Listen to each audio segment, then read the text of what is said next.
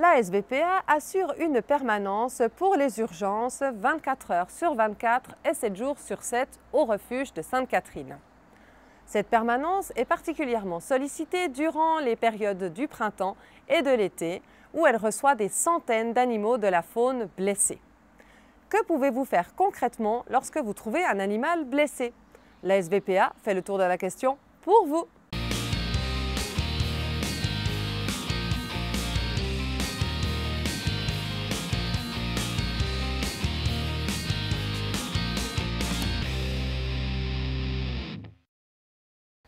La SVPA n'est pas seulement un refuge pour animaux domestiques. En effet, elle s'occupe également des petits animaux de la faune qui sont blessés et nécessitent donc des soins. Hérissons, oiseaux en tout genre, y compris les rapaces et les oiseaux du lac, mais aussi de temps en temps des rongeurs et des petits mammifères tels que des fouines. Les personnes qui trouvent des animaux de la faune blessés ont leur rôle à jouer. Et certains gestes peuvent être déterminants. Si vous constatez qu'un animal a besoin d'aide, plusieurs solutions s'offrent à vous. Vous pouvez contacter directement le surveillant de la faune de votre région qui se déplacera si nécessaire, ou alors amener l'animal dans un centre de soins comme par exemple la volière ou la SVPA. Pour les grands animaux de la faune comme les renards, les biches ou encore les sangliers, contactez immédiatement les surveillants de la faune de votre région. La SVPA ne dispose effectivement pas de locaux adaptés pour soigner ces grands animaux. Même si l'animal est reparti ou que ses chances de survie semblent moindres, il est tout de même important de les déclarer car les surveillants de la faune se déplacent non seulement pour porter secours aux animaux blessés, mais effectuent également des comptages. Ces relevés permettent, entre autres, d'établir des statistiques et déterminer si certaines espèces sont en danger et si des mesures doivent être mises en place, comme par exemple des voies d'accès sous les routes ou la pose d'une signalisation particulière. Pour ce qui est des petits animaux de la faune, vous pouvez nous appeler pour obtenir des renseignements ou alors directement amener l'animal au refuge en prenant quelques précautions. Faisons ensemble le tour des situations les plus fréquemment rencontrées dans notre centre de soins au refuge. Les animaux de la faune vivent au rythme des saisons. Les blessures et accidents sont donc liés à leurs activités. Au printemps, après la pause hivernale, tous les animaux de la faune sont à nouveau très actifs. Ceux qui sortent d'hibernation recherchent activement de la nourriture. Ceux qui n'étaient pas en hibernation sont bien contents de pouvoir de nouveau manger à leur faim et les couples se forment pendant cette période dite des amours.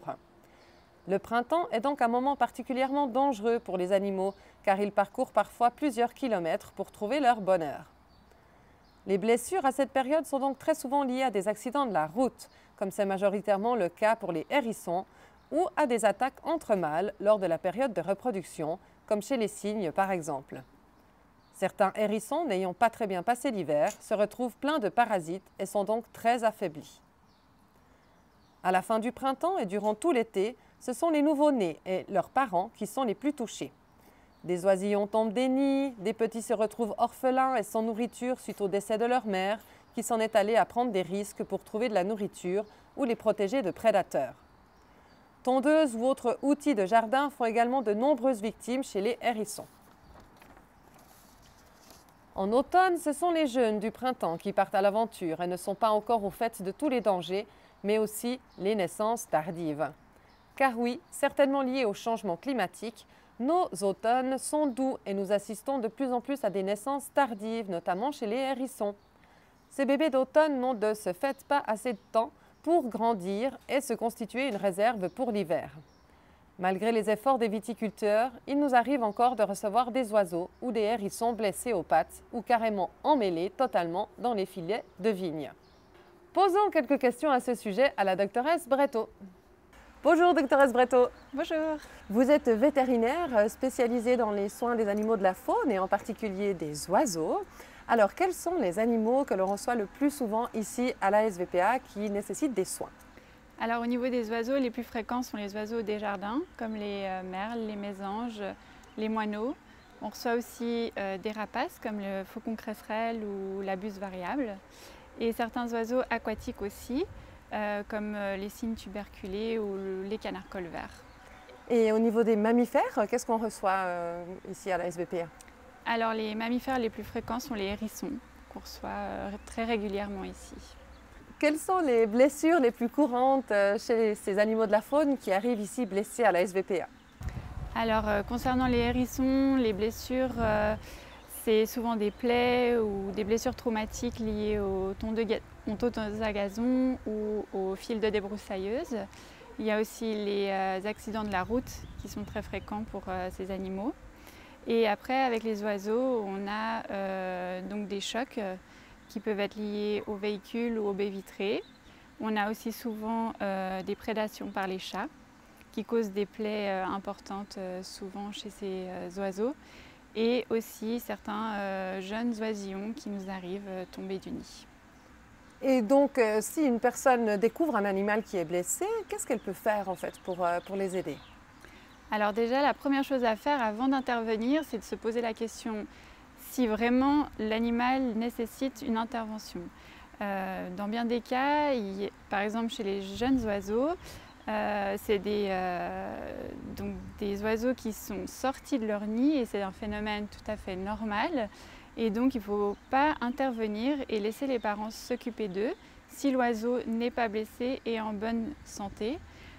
Par contre, pour les oisillons qui n'ont pas de plumes ou qui seraient blessés notamment par des chats, dans ce cas, ils nécessitent d'être recueillis et amenés dans un centre de soins.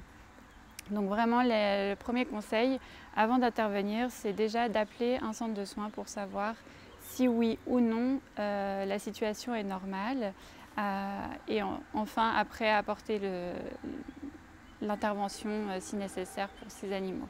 Donc on appelle un centre de soins, hein, ça peut être la volière par exemple pour les oiseaux, ça peut être la SVPA aussi, on donnera quelques conseils.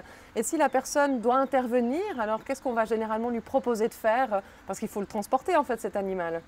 Oui, absolument. Alors déjà pour la capture, la personne peut s'aider avec un linge par exemple pour le prendre et le mettre dans un carton. Donc après on choisira un peu le carton en fonction de la taille de l'animal. On peut faire quelques trous avant de mettre l'animal dedans et disposer au fond soit un linge, soit du papier ménage pour éviter qu'il glisse pendant le transport. Bien, merci beaucoup. Alors une bonne journée. Avec plaisir, merci. Belle journée. Au revoir. Pour résumer, les animaux de la faune sont particulièrement exposés aux blessures et aux accidents du printemps jusqu'en automne. La destruction de leur habitat ainsi que les activités humaines sont les causes principales de leurs difficultés. Si vous trouvez un animal de la faune qui a besoin de soins, appelez le surveillant de la faune de votre région et pour les petits animaux de la faune, amenez-les au refuge. Attrapez-le délicatement, de préférence avec des gants, disposez-le dans un carton où vous aurez fait des petits trous pour qu'il puisse respirer et mettez au fond du carton soit un linge, soit de la paille. Appelez le refuge pour prévenir de votre arrivée. Rendez-vous à la réception où il sera reçu par l'un de nos gardiens qui le donnera directement à la consultation vétérinaire. Voilà, c'est tout pour aujourd'hui. Merci de nous avoir suivis et n'hésitez pas à vous abonner à notre chaîne ou à laisser un commentaire. Si vous avez besoin de plus d'informations, rendez-vous sur notre site internet www.svpa.ch et si vous souhaitez nous soutenir, devenez membre de la SVPA. À bientôt pour un nouveau rendez-vous.